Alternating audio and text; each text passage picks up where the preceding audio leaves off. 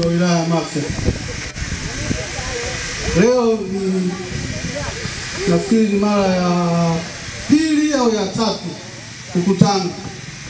Tangu mwaka jana tulipokutana mara ya kwanza katika zoezi letu lile la kutambua ile njia ambapo umeme wetu wa kutoka bara utakuja kisiwani. Nafikiri wa TANESCO makao makuu wakaelezea kiini cha mradi, umuhimu wa mradi na namna utakavyofanyika.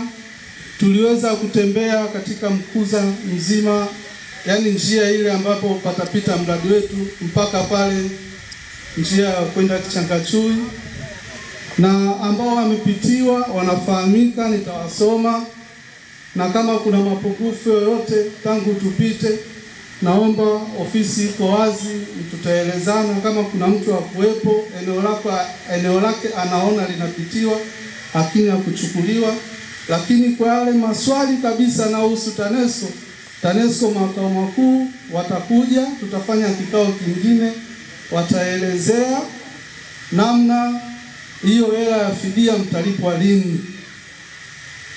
Sio, nimeeleweka?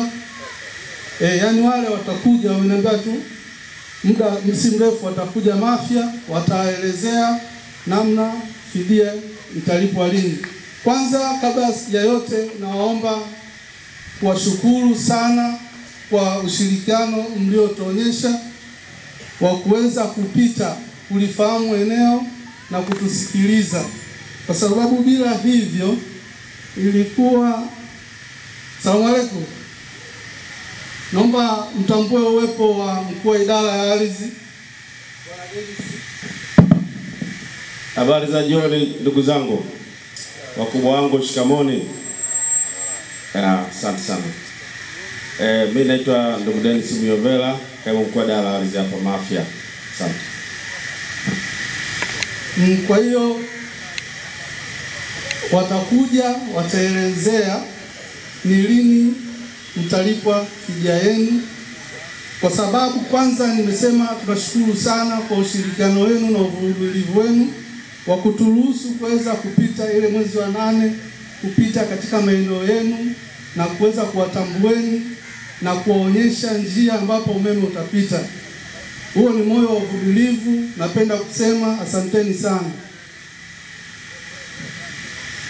Katika kupita kwetu, kama mnakumbuka, tulisema umeme utaingilia kwa ndugu Selemani Hemedi Swalihu.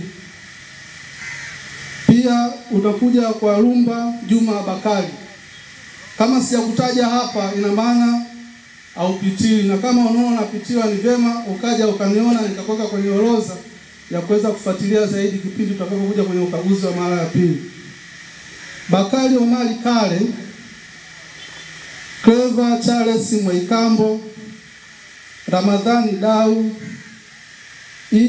Kuna mtu anaitwa Edi, hakuwepo siku hiyo ya ukaguzi, nafikiri mnamfahamu. Basi tukitangaza siku tunakuja kwenye ukaguzi, Edi ni vizuri awepo au mwakilishi wake ambaye yuko rasmi.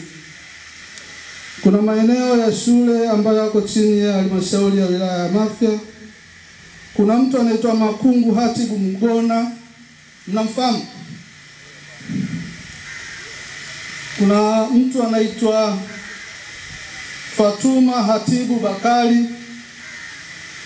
Kuna eneo la halmashauri. Kuna Siajabu Hassan Halifa. Kuna eneo la sekondari ya Kilindoni ambayo chini ya halmashauri. Kuna Haridi Omari Hassan.